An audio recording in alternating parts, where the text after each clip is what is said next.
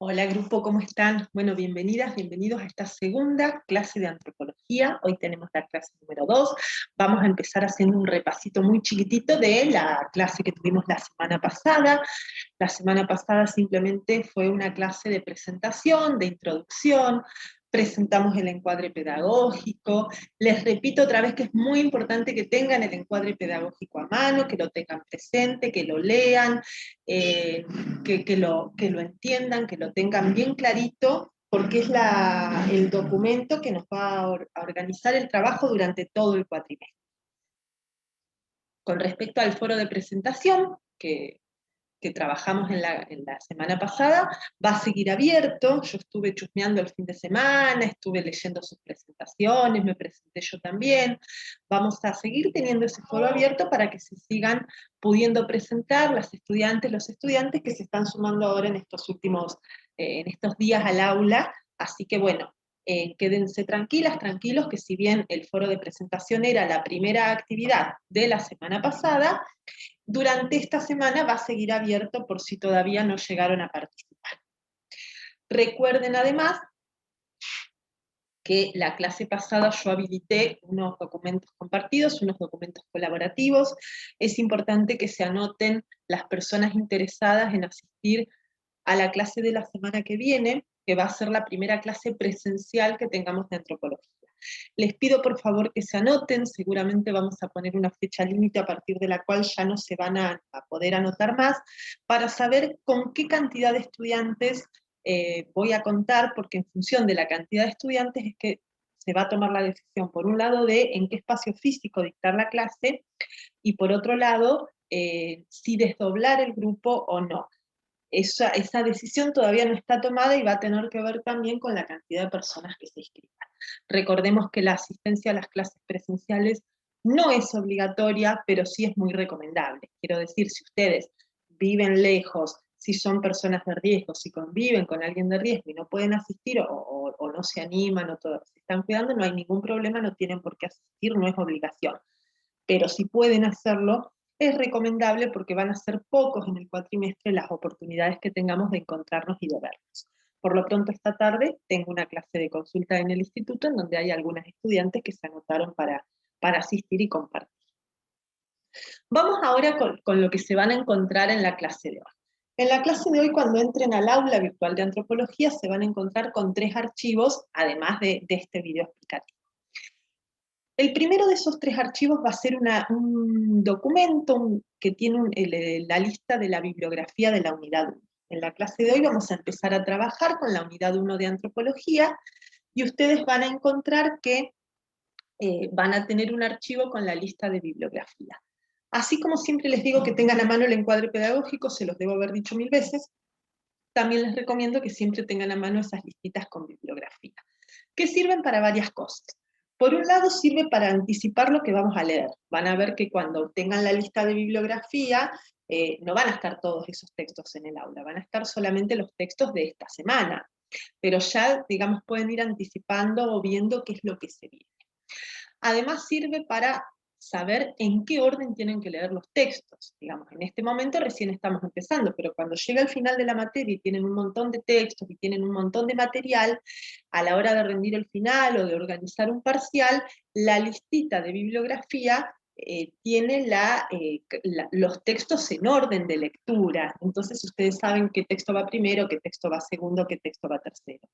Y la tercera utilidad de la fichita de bibliografía es que ahí están todos los datos de los textos. Entonces cuando ustedes hagan un trabajo, un parcial, un trabajo evaluativo, de ahí van a poder sacar bien los datos para citar al texto como corresponde. Seguramente con Rita en alfabetización académica trabajarán esto también, pero les vamos a pedir que cuando hagan trabajos, citen los textos como corresponde y consignen las autoras y los autores con los que trabajaron. Entonces ahí en esa fichita están todos los datos, qué sé yo, la editorial, el año, todos los datos de los textos están ahí para que los puedan consignar correctamente. Entonces ese es el primer archivito que van a encontrar en el aula, la lista de textos bibliográficos de la unidad 1.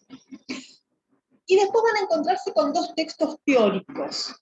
Un texto es el que vamos a trabajar en la clase de hoy. El otro no es de hoy, es de la semana que viene, pero ya se los voy dejando para que en el transcurso de la semana que viene, en el transcurso de esta semana, puedan ir anticipando la lectura de ese segundo texto que vamos a abordar en la clase de la semana que viene. Bueno, además de la listita bibliográfica y de los dos textos, van a encontrar obviamente otro archivo con las consignas de trabajo, con las actividades de esta semana. Recuerden, está escrito en el encuadre pedagógico, también les expliqué la semana pasada, pero les vuelvo a recordar, que el cumplimiento de estas actividades no tiene el carácter de 100% obligatorio. Recuerden que yo les dije la semana pasada, les expliqué y lo dice el encuadre, cuando llega al final del cuatrimestre ustedes tienen que haber cumplido un cierto porcentaje de esas actividades, pero no todas. Es decir, que si están hasta las manos con otras actividades, con otros parciales, con otras materias, y alguna semana no llegan a cumplir con estas consignas, no va a haber problemas. Pues obviamente que sí tienen que igual leer los textos, aunque no lleguen a hacer la actividad, pero no es un requisito indispensable que sí o sí tienen que hacer esa actividad. ¿Sí? Bueno, ahora sí, vamos al contenido. Lo que voy a tratar de hacer en este video, lo más ágil posible, porque por ahí pasa que los videos quedan más largos de lo que una quiere, porque bueno, no, la explicación nos lleva a demorarnos un poquito, pero voy a tratar de explicar los conceptos centrales del texto que tenemos para esta semana, del primer texto de antropología. Si ustedes cuando leen el texto no tienen ninguna dificultad de comprensión, si ustedes entienden absolutamente todo, sino, no hace falta, ¿sí?, que se miren todo este video, porque en realidad lo que voy a hacer es explicar lo que ya está escrito en el texto. Pero por ahí a veces una explicación oral, junto con la lectura, viene bien, sobre todo cuando por ahí no estamos familiarizadas y familiarizados con los tipos de texto universitario. El texto que van a encontrar ahora, que vamos a leer esta semana, en realidad no es un texto teórico de algún autor o de alguna autora, sino que es una ficha de cátedra que yo armé el año pasado en el contexto de pandemia. El año pasado, con el contexto de la pandemia y con el lío que fue la virtualidad, yo tomé la decisión de sacar algunos textos más teóricos, que por ahí eran un poquito más complejos, y achicar la cantidad de textos haciendo, digamos, fichas de cátedra en donde tomo lo que a mí me interesa para la materia de cada texto. Por eso van a ver que en esta unidad 1, de los textos que vamos a trabajar varios, son fichas de cátedras que yo hice para uso exclusivo de esta cátedra y de esta materia. Entonces, el texto de esta semana es una ficha de cátedra en donde yo trato de alguna manera de presentarles esta materia que es antropología sociocultural. Yo me imagino que muchos de ustedes no tienen ni idea qué es esto de la antropología, de qué se trata, qué vamos a hacer en esta materia. Entonces, este primer texto lo que trata es un poquito de aproximarnos a esta idea de la antropología sociocultural. ¿De qué se trata la antropología y específicamente de qué se trata la antropología sociocultural? De esto vamos a hablar en esta primera clase. La imagen que tienen ahí es un antropólogo polaco, Malinowski, del que vamos a hablar dentro de un ratitito, pero en esta foto tienen representada la imagen, si se quiere, más clásica o más tradicional del trabajo que en teoría hace un antropólogo sociocultural. Y digo un antropólogo en masculino porque aquí fíjense claramente Malinowski, que es el señor vestido de blanco, es el antropólogo que está de alguna manera conviviendo, conversando con una población originaria nativa. Ya vamos a hablar un poquito mejor de todo esto. La ficha de cátedra se centra en 3 temas principales. Yo voy a tratar de irme a las palabras claves y de desarrollar solamente lo principal de cada uno.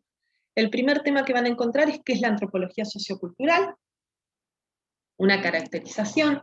El segundo tema que van a encontrar es un recorrido histórico en 3 grandes etapas de la historia de la antropología sociocultural.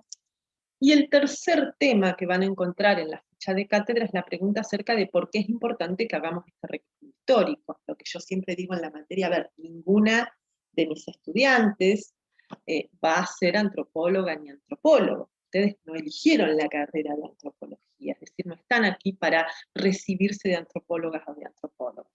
Entonces la pregunta es, bueno, ¿y para qué quiero saber yo, o por qué es importante que yo tenga este recorrido histórico de la antropología? Con respecto a la primera pregunta, que es la antropología sociocultural, lo primero que tenemos que decir es que la antropología sociocultural es una ciencia, es decir, que comparte ciertas características propias de toda ciencia, que es, qué sé yo, buscar conocimiento, tratar de construir ese conocimiento de manera objetiva, de manera neutral, con determinados métodos propios de la ciencia, pero es una ciencia que se enmarca dentro de las ciencias sociales. Es decir, es una ciencia que no es una ciencia exacta como la matemática, ni tampoco es una ciencia natural como la biología o la química, sino que es una ciencia social, es decir, que se agrupa dentro de las ciencias que procuran estudiar a las sociedades, a las personas, a los seres humanos. Y esta particularidad de buscar estudiar a las personas hace que las ciencias sociales sean de alguna manera diferentes a otro tipo de ciencias. Precisamente si yo desarmo la palabra antropología, en el idioma griego, antropo significaba hombre, ser humano, y logos es ciencia. Entonces la palabra antropología se traduce como ciencia del ser humano, ¿no? La ciencia que procura estudiar al ser humano. Si la definimos como una ciencia, la tenemos que definir a partir de su objeto y de su método de estudio. Con respecto al objeto de estudio, tenemos que decir que la antropología es una ciencia que busca estudiar la diversidad cultural, la alteridad o la otredad cultural. Son tres palabritas que caracterizan a esta disciplina. La antropología sociocultural precisamente se llama sociocultural porque es la antropología encaminada a estudiar la diversidad de culturas. La cultura es el objeto de estudio de la antropología. Las palabritas alteridad, otredad, diversidad, significan cosas similares. Precisamente otredad viene de otro, ¿no? La antropología como el estudio de la otra cultura, y lo mismo la palabra alteridad. La palabra alter, también en griego, significaba otro, otra. Entonces, él es la disciplina dentro de las ciencias sociales que va a abordar la diversidad cultural. Esto también hay que aclararlo porque hay muchas antropologías, ¿no? Existe la antropología física, la antropología forense, hay varias antropologías. Aquí en esta materia nos vamos a centrar en la antropología sociocultural, que es una rama dentro de esta gran familia que es la antropología. ¿Y cómo hace la antropología? Es decir, ¿cuál es el método de estudio para estudiar la diversidad cultural? Es lo que llamamos etnografía. La etnografía es un método de estudio en donde la persona que realiza el trabajo antropológico, es decir, la antropóloga o el antropólogo, se traslada a la cultura que quiere estudiar, convive con la cultura que quiere estudiar para precisamente poder conocerla y estudiarla con mayor detalle. Y la técnica privilegiada dentro de esta etnografía, aunque no la única, es la observación participante. Es decir, observar y participar de lo que ocurre en la vida de esa otra. De la observación participante vamos a hablar mucho mejor dentro de algunas clases, y además ustedes la van a ver sobre todo con Nati, en el taller de las prácticas docentes, en taller 1, porque precisamente ustedes en las instituciones educativas, en las escuelas, más adelante, en los talleres de la práctica docente, van a hacer observación participante, que es esta técnica privilegiada de la antropología. Segundo tema que dijimos que íbamos a trabajar es un recorrido histórico. La historia de la antropología, dice la ficha de cátedra que tienen hoy, ha atravesado, ha pasado por tres grandes momentos, y esos tres momentos, fíjense, ahí están escritos, los designamos con el nombre del objeto de estudio de cada momento, ¿no? Decimos que en un primer momento la antropología estudió la diferencia, en un segundo momento estudió la diversidad, y en un tercer momento estudió la desigualdad. Estas tres palabritas que a veces las usamos, digamos, en el lenguaje cotidiano, en la vida diaria, como que significan más o menos lo mismo. Hablamos de diferencia, de diversidad, de desigualdad, pero vamos a ver ahora cómo dentro de las teorías de la antropología y dentro de nuestra disciplina significan cosas distintas. Muy rapidito, después si tienen dudas, las vamos a ir a aclarar. Pero el primer momento que dijimos que es el momento en donde se supone que la antropología estudió la diferencia. ¿Dónde ubicamos ese momento histórico? Lo ubicamos a fines del siglo XIX. Cuando hablamos de fines del siglo XIX, estamos hablando de digamos, el siglo XIX va del 1800 al año 1900. Fines del siglo XIX, hablamos 1880, 1890.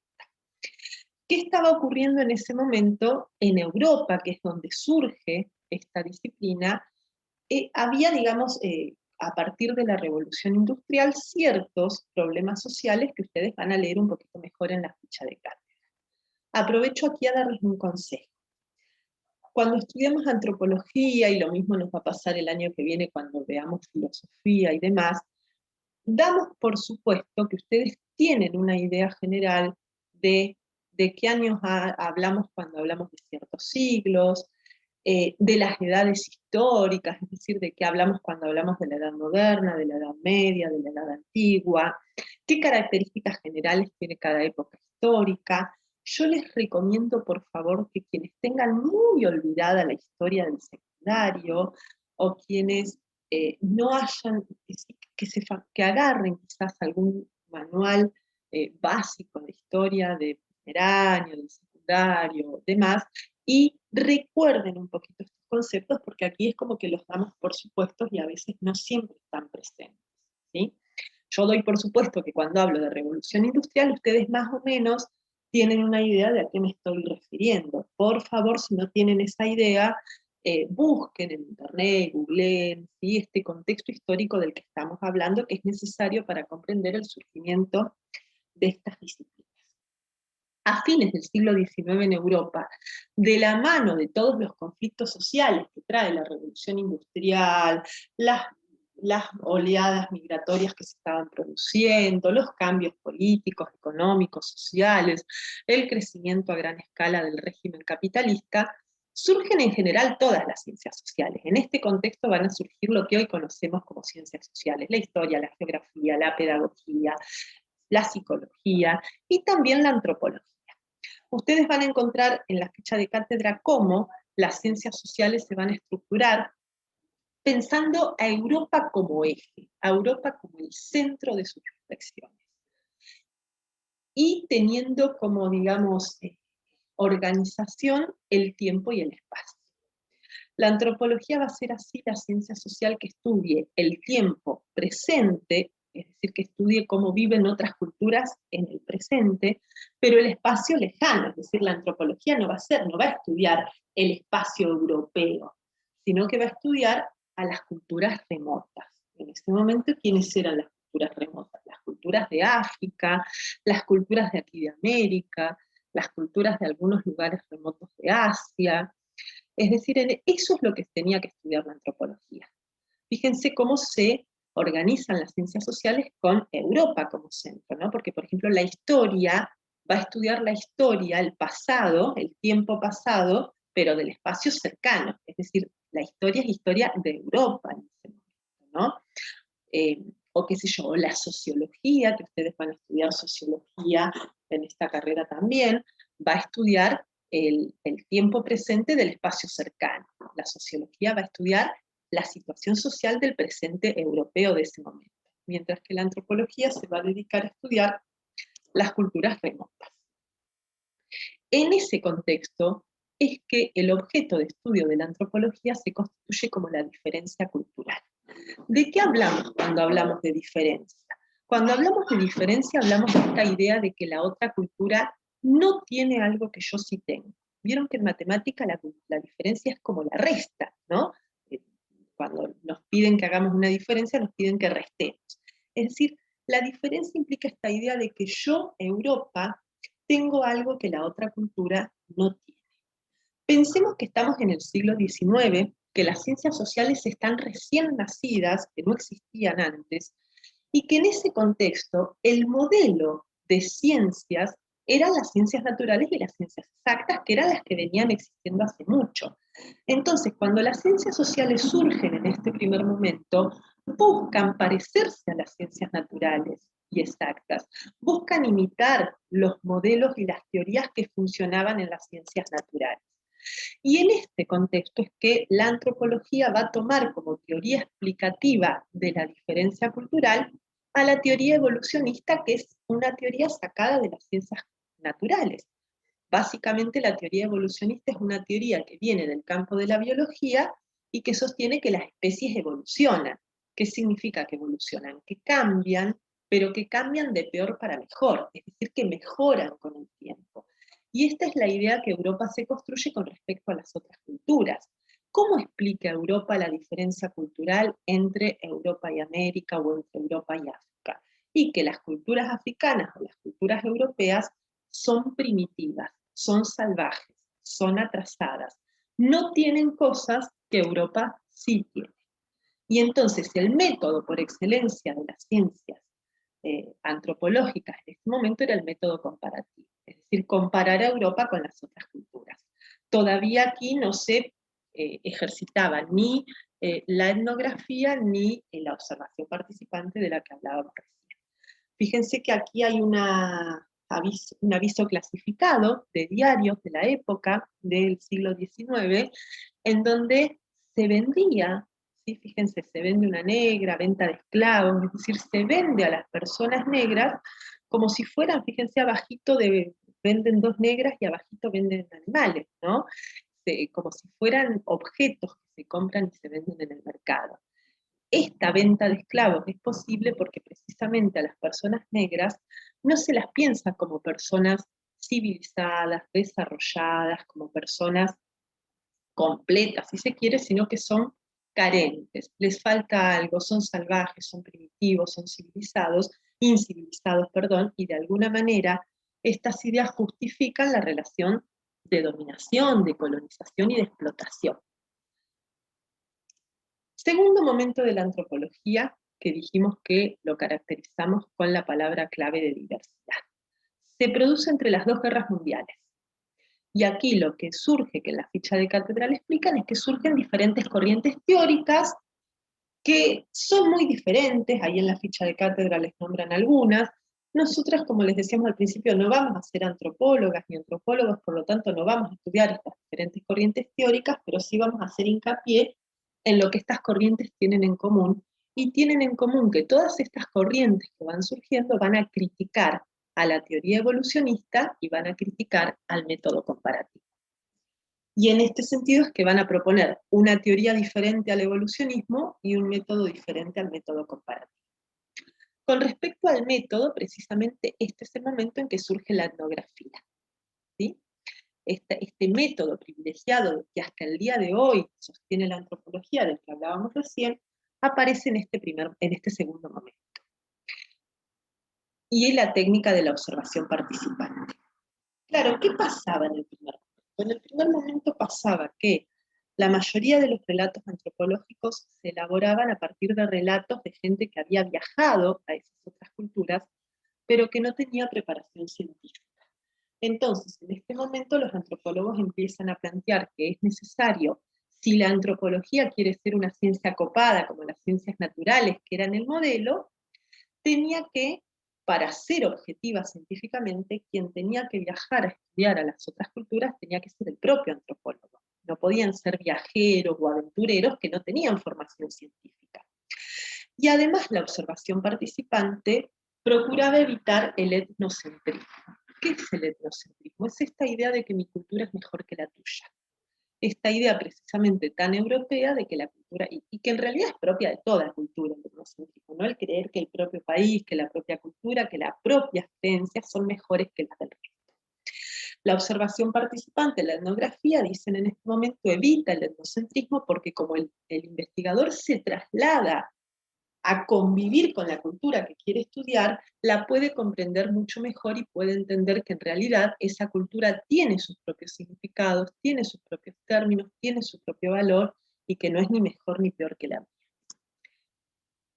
Y precisamente como se acusa al momento anterior de etnocéntrico, es decir, de poner a Europa como mejor que al resto, se elimina la teoría evolucionista, porque la teoría evolucionista es pensada como fuertemente etnocéntrica y se proponen las teorías que llamamos relativistas, es decir, teorías que sostienen que no hay culturas mejores ni peores, sino que todas las culturas tienen un valor en sí mismas. Por eso reemplazan el sin por el con, es decir, ya no se piensa que la otra cultura es carente, que le falta algo, que hay algo que no tiene, sino que se promueve y se defiende el respeto de las diferentes culturas en el marco de entender que cada cultura tiene sus propios significados y sus propias normas de convivencia que no son ni mejores ni peores que otras. Por eso aquí el objeto de estudio ya no es la diferencia, sino que es la diversidad. Ya no pensamos que el otro es atrasado, ¿no? Porque en el primer momento, ¿qué es lo que se pensaba? Que la cultura primitiva o salvaje vivía de manera parecida a como había vivido Europa en el pasado. Es decir, que los salvajes, los primitivos, vivían, no habían evolucionado y por lo tanto seguían viviendo como vivía la humanidad hace miles de años. Aquí se modifica esta idea y se empieza a plantear que en realidad esas culturas no viven como se vivía en el pasado, sino que viven bajo un presente que es diverso, que no es igual que el mío, pero que es también un presente con sus propios significados y sus propias valoraciones. Y por último, aquí tenemos una imagen, otra imagen donde está Malinowski, precisamente Malinowski, en la ficha de cátedra van a tener algunos relatos sobre él, es el gran representante quien crea en antropología el método de la etnografía y de la observación participante y se propone esta tarea, esa foto que tienen ahí es del año 1918, y él se propone esta tarea de estudiar a las otras culturas conviviendo con ellas y trasladándose hacia el lugar que quiere estudiar. Tercer momento. El tercer momento lo conocemos con la palabra clave de la desigualdad, y lo que tengo que decir es que aquí me posiciono yo. Yo pienso a la antropología desde este lugar y desde este momento y desde este paradigma. Por lo tanto, todo el programa, todos los contenidos que vamos a trabajar en antropología durante este cuatrimestre están posicionados en este tercer momento.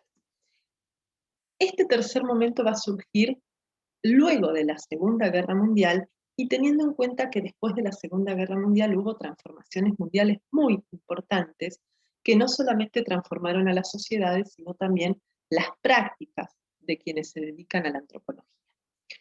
Por un lado, a partir de la década de 1950, 1960, lo que se comienza es a problematizar, a pensar esta categoría de genocidio, que ya más adelante vamos a retomar en la unidad 2, y se habla de un genocidio físico y cultural. Es decir, los antropólogos y las antropólogas empiezan a pensar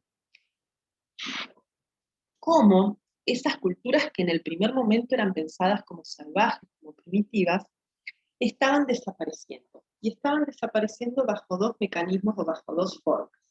Por un lado, el genocidio físico, es decir, la colonización europea se dedicó a asesinar, a exterminar a las personas que pertenecían a esas culturas, producto precisamente de someterlas a la esclavitud, a los asesinatos, a la dominación, a las guerras, mal llamadas guerras, porque una guerra es un enfrentamiento y aquí no había un enfrentamiento, sino que había una dominación directamente por parte de Europa que asesina a muchas personas que pertenecen a esas otras culturas. Pero además hay un genocidio cultural. ¿De qué hablamos cuando hablamos de un genocidio cultural? De esta idea de que las personas que quedan y que pertenecen a esas culturas niegan a sus culturas de origen y quieren asimilarse o quieren convertirse a la cultura europea. O no es que quieren, sino que Europa pone en marcha mecanismos que ya vamos a trabajar también más adelante para que las personas que pertenecen a las culturas no europeas se asimilen a esa cultura que se va convirtiendo con la expansión del capitalismo y de la colonización europea como dominante en prácticamente todo el mundo. Ojo, y esto que quede claro, ni el genocidio ni la colonización europea comenzaron en este tercer momento, ¿sí? Si hacemos un recorrido histórico, ustedes recuerden que la llegada de los europeos a América se da a fines del siglo XV. Colón llega a América en 1492. La antropología surge a fines del siglo XIX, es decir, que para cuando aparece la antropología y para cuando Europa tiene intención de estudiar científicamente esas otras culturas, la colonización europea en América lleva 400 años prácticamente. Y aquí en este tercer momento, cuando la antropología comienza a problematizar ese genocidio, llega a casi 500 años ese genocidio. Es decir, no es que el genocidio es nuevo, es que aquí en este momento la cultura empieza a pensarlo y empieza a problematizarlo. la antropología. En este contexto se dan como dos tendencias. Por un lado, algunos antropólogos que buscan hacer lo que se llama una antropología del salvataje, es decir, que buscan estudiar a los sobrevivientes que quedan de esas culturas.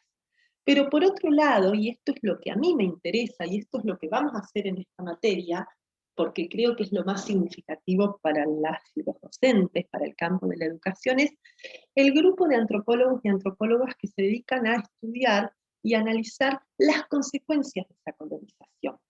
Es decir, ya no tratar de hacer esta antropología del salvataje y esta mirada romántica de los pueblos originarios o de los sobrevivientes a la colonización, sino de los efectos concretos de la colonización en las personas. En este contexto es que hablamos de que el objeto de estudio en este tercer momento ya no es ni la diferencia ni la diversidad, sino la desigualdad cultural.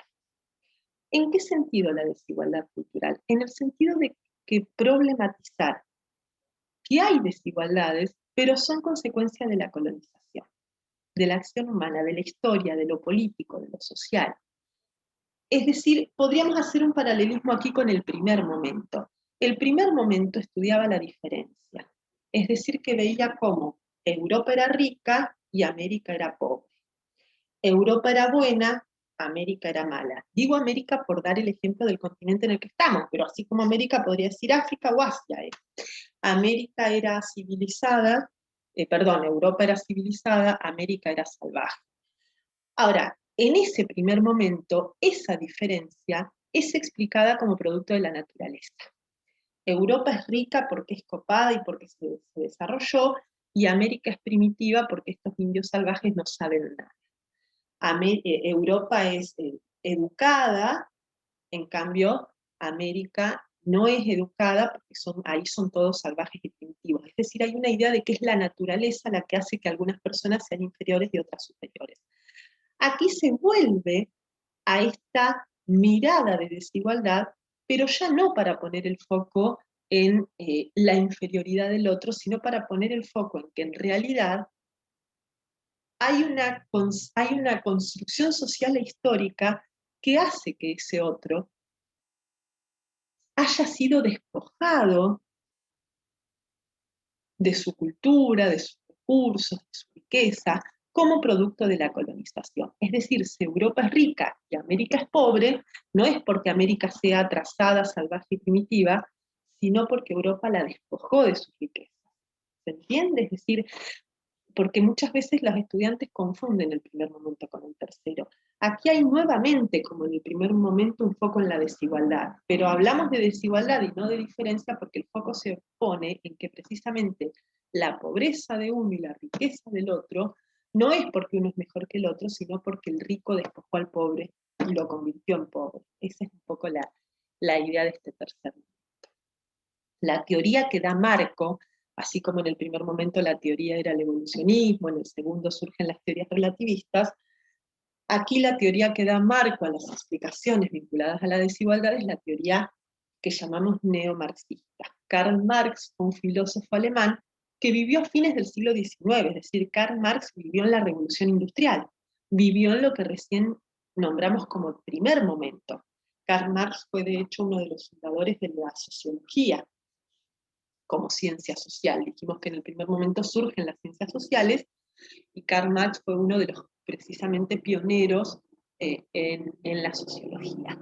Ahora, en este momento, se rescata la teoría de Marx, por eso hablamos de neomarxismo, porque Marx problematiza la desigualdad de Europa, por eso es fundador de la sociología. Marx trata de explicar o de pensar las grandes desigualdades que existían en la Europa de la Revolución Industrial entre los grandes capitalistas, dueños de los medios de producción, y las clases proletarias, los obreros empleados en esas fábricas despojados de toda riqueza. Esa explicación marxista de la desigualdad es la que va a dar marco ahora, ya no a la explicación de la desigualdad entre clases sociales al interior de Europa, sino entre culturas también. Se rescata el método comparativo del primer momento, pero sigue siendo el método por excelencia de la antropología, la etnografía y la observación participante, y surgen las teorías interpretativistas de las que vamos a volver a hablar dentro de un par de clases, que empiezan a pensar a las culturas como textos. ¿Sí? Ahora, en la ficha de cátedra se explica un poquito mejor esta idea, y precisamente la idea de pensar a la cultura como texto y de pensar en teorías interpretativistas tiene que ver con la idea de que, bueno, diferentes personas podemos darles diferentes significados a la cultura en la que vivimos. Así como de un texto diferentes personas podemos interpretar distintas cosas, en una cultura las diferentes personas que vivimos podemos interpretar diferentes cosas también. Surgen, dice el texto, nuevos sujetos de conocimiento, es decir, se empiezan a recibir de antropólogos y de antropólogas personas que antes no eran antropólogos, sino que eran objetos de estudios de la antropología. Es decir, empiezan a recibirse de antropólogos personas, qué sé yo, pertenecientes a los pueblos originarios, mujeres, que hasta ese momento no eran aceptadas como científicas. Se habla del extrañamiento, ¿sí? Vamos a explicar mucho mejor este método dentro de 2 clases. Y se empieza a problematizar esta idea de neutralidad y objetividad científicas que en el primer y en el segundo momento estaban como legitimados, ¿no? Esta idea de que las ciencias sociales tenían que tomar como modelo a las ciencias naturales y por lo tanto tenían que ser neutrales, objetivas, ¿no? Aquí se empieza a problematizar esta idea y a plantear que en realidad las ciencias sociales, sin dejar de ser científicas, si están hablando de realidades humanas, es difícil que logren la misma neutralidad y la misma objetividad que las ciencias naturales. Este tercer momento critica además al relativismo, porque el relativismo no problematiza la desigualdad. Nosotros decíamos que en el segundo momento se sostenía que el relativismo postulaba que cada cultura debe ser respetada en sus propios términos, que no hay culturas mejores ni peores. El problema del relativismo, y lo que le vamos a cuestionar aquí al relativismo, es que si yo me quedo en esa idea, no problematizo la desigualdad entre culturas, ¿no? Es decir, muchas veces hay ciertas culturas que viven de determinada manera, no porque haya sido decisión de la cultura esta forma de vida, sino que como producto de la desigualdad y de la colonización, debió adaptarse a formas de vida determinadas, vinculadas con la pobreza, con la carencia. Y lo mismo al interior de las culturas, ¿no? En la ficha de cátedra tienen algunos ejemplos. Por ejemplo, en nombre del relativismo yo sostengo esta idea que es válida de respetar todas las culturas. Pero entonces, ¿qué ocurre cuando yo veo que en una cultura hay prácticas de dominación o prácticas de opresión? Las avalo en nombre del relativismo, es decir, bueno, si para esa cultura está bien, no sé, eh, que las mujeres sean oprimidas, y bueno, en esa cultura está bien que las mujeres sean oprimidas, ¿no? Entonces, en nombre del relativismo justifico una relación de desigualdad, una relación de opresión. Y además, precisamente, volviendo a estas ideas de la cultura como interpretación y como texto, en donde las diferentes personas les damos diferentes significados, hay que decir que las mujeres muchas veces no le damos a la cultura el mismo significado que los varones, o las personas ricas que las pobres. Es decir, cuando decimos esa cultura oprime a las mujeres, no es esa cultura, son ciertos grupos de esa cultura. Digo, ¿alguien les preguntó a las mujeres de esa cultura si les gusta ser oprimidas? En general, cuando nosotros tenemos ciertos discursos o ciertos relatos de una cultura, lo que en realidad tenemos son los discursos y los relatos de los grupos dominantes de esas culturas, ¿no? Así como entre culturas, decíamos recién, entre Europa y América, o entre Europa y África, hubo relaciones de desigualdad y de dominación, al interior de la cultura europea, al interior de los pueblos originarios, al interior de los pueblos africanos, también hay relaciones de desigualdad, también hay relaciones de opresión que la antropología debería problematizar. Bueno, ahí tienen, fíjense, una imagen que un poquito da cuenta de la idea de este tercer momento, ¿no? Fíjense cómo cada una de las dos mujeres, desde su cultura, juzga a la otra desde sus propios parámetros culturales, y cómo hay una situación de dominación que es común a las dos culturas y que las personas que estamos inmersas en esa cultura muchas veces no la vemos, ¿no? probablemente la mujer que está en bikini no se piensa como oprimida por los varones de su cultura, ni tampoco la otra mujer se piensa como oprimida por los varones de su cultura, y sin embargo desde afuera es fácil decir, ¿no?, qué injusticia, qué opresora la otra cultura y nunca la mía. Entonces, en este tercer momento, precisamente la antropología se vuelve mucho más compleja, porque empieza a problematizar la desigualdad, no solo entre culturas, sino también al interior de las culturas y entre los grupos sociales que conforman a las culturas. Bueno, último puntito de los tres que dijimos. Ya dijimos que es la antropología, ya hicimos el recorrido histórico, y vamos al tercer puntito que anunciamos al comienzo, que es, bueno, ¿por qué es importante este recorrido histórico? ¿Por qué tenemos que hacer todo este recorrido histórico en la materia? Lo primero que tenemos que decir es que tenemos que pensar que toda ciencia, no solo la antropología, pero toda ciencia es una construcción. ¿Qué significa que toda ciencia es una construcción? Que los objetos de estudios de las ciencias son construidos por las propias ciencias. ¿Qué significa esto? Que la diversidad cultural no existía antes que surgiera la antropología. No, de ninguna manera. Lo que significa es que la forma de pensar a la diversidad cultural tiene mucho que ver con lo que construyó la antropología. Seguramente ustedes van a ver algo de esto también en pedagogía, donde en pedagogía se dice mucho que la modernidad construyó a la infancia. ¿Qué significa esto? ¿Que no había niños antes de la modernidad?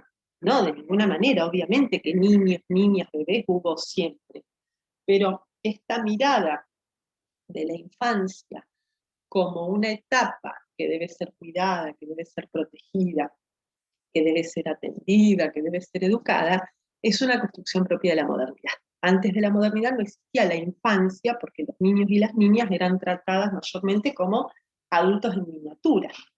Lo mismo ocurre con la antropología, ¿no?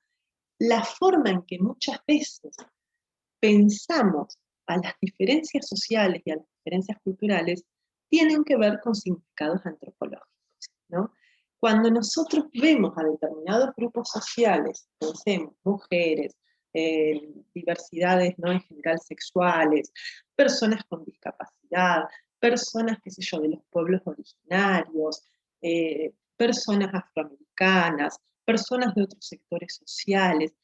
Una cosa es constatar que hay una diferencia, sí, qué sé yo soy, no sé, mujer y vos sos varón. Y otra cosa son todos los significados que hay en torno a esa diferencia, que tienen que ver con cómo las ciencias han mirado esas diferencias, cómo las ciencias han mirado y han construido a las diferencias entre las personas. Y en este contexto es que tomamos el concepto de un sociólogo, Pierre Bourdieu, que son los efectos de teoría. Los efectos de teoría son cómo las explicaciones científicas, incluso las explicaciones científicas que ya quedaron obsoletas, que ya las ciencias no toman, se construyen como parte de las explicaciones que damos de la realidad social y del mundo, ¿no? Cuando yo a ustedes les digo la palabra, qué sé yo, indígena, quizás se les vienen a la mente cuestiones vinculadas al atraso, a lo primitivo, a lo salvaje, a lo atrasado, ¿no? ¿Y eso con qué tiene que ver? Con cómo las ciencias han construido al concepto de indígena y cómo hemos construido ciertas ideas y ciertos conceptos en torno al indígena, ¿no? Fíjense cómo esta historia da cuenta de muchas explicaciones que hasta el día de hoy usamos para explicar la realidad social. En la ficha de cátedra yo les planteo que esta historia la trabajamos porque no es que cuando apareció el segundo momento de la antropología, el primero quedó atrás, y cuando apareció el tercero, el segundo quedó atrás, sino que los tres momentos se fueron dando como capas justapuestas, y a veces explicamos la realidad social con una mezcla de estos diferentes momentos, ¿no? ¿Cuántas veces acusamos a otro, ¿no? ¿Cuántas veces le decimos a un niño, deja de correr como un indio? Significa decirle a un niño que deje de correr como un indio? ¿Qué es correr como un indio? ¿No? Quizás este tipo de frases o este tipo de dichos dan cuenta precisamente de esta historia que acabamos de desarrollar y de cómo, por ejemplo, lo que vimos como primer momento, esta idea del otro como salvaje, como primitivo, como atrasado, sigue siendo parte del sentido común y de la forma en que explicamos la realidad. Entonces, no es que hacemos este recorrido histórico simplemente para que ustedes sepan un poquito más de historia, o de la historia de la antropología, sino que lo hacemos porque esta historia es parte de los sentidos con los que hoy explicamos la realidad social. Y aquí tenemos un ejemplo del concepto de efectos de teoría. Esta es una publicidad, y si yo les preguntara a ustedes cuál de estas dos personas es la policía y cuál de estas dos personas es la delincuente, quizás las respuestas que se nos vienen primero a la cabeza sean precisamente producto de los efectos de teoría y tengan que ver con el color de piel de una mano y de la otra. Estos son los efectos de teoría. ¿Cómo? Esas teorías científicas que a lo mejor han quedado atrasadas, porque hoy en día ningún antropólogo ni ninguna antropóloga estudia con los paradigmas del primer momento. Y sin embargo, los paradigmas del primer momento siguen siendo parte de nuestro sentido común. Bueno, traté de ir lo más rápido posible para que el video no fuera tan extenso. Hasta aquí vamos llegando. La actividad que les pido en la clase de hoy, una vez que hayan, primer consejo, no hagan la actividad si no leyeron la ficha de cátedra y si no entendieron bien los conceptos de la clase. Una vez que la ficha de cátedra está leída, que los contenidos de la clase están bien entendidos, que además la lectura si necesitan o si necesitaron la acompañaron con esta explicación, hacen la actividad. La actividad es un ejercicio de escribir un archivo de Word. Retomen para esto lo que hemos trabajado en el módulo introductorio sobre procesador de textos. Yo sé que con la profe Rita en la alfabetización académica también están trabajando estas cuestiones, y tengan en cuenta que la actividad que les pido esta semana es como una especie de ejercicio, no solamente para ver qué entendieron y qué no de esta clase, sino también para que vayan practicando para cuando tengamos el primer trabajo evaluativo, para que puedan tener estas cuestiones formales incorporadas con respecto al interlineado, al tipo de letra, al tamaño, al encabezado y demás. Bueno, creo que por ahora nada más. Van a tener una semanita para realizar la actividad. No hay tampoco el reapuro. Si se necesitan tomarse un poquito más de una semanita, no hay problema. Y recuerden lo que les digo. ¿Qué pasa si alguien se incorporó tarde al aula, no llega a hacer esta actividad? Bueno, no hay problema. No, recordemos que tienen que cumplir con un porcentaje de las actividades y no con la totalidad. Y que además las correcciones que les haga no son para que la actividad la vuelvan a hacer, sino que son para que las tengan en cuenta para cuando hagamos el trabajo evaluativo. Bueno, hasta aquí llegué. Saludos. Chao.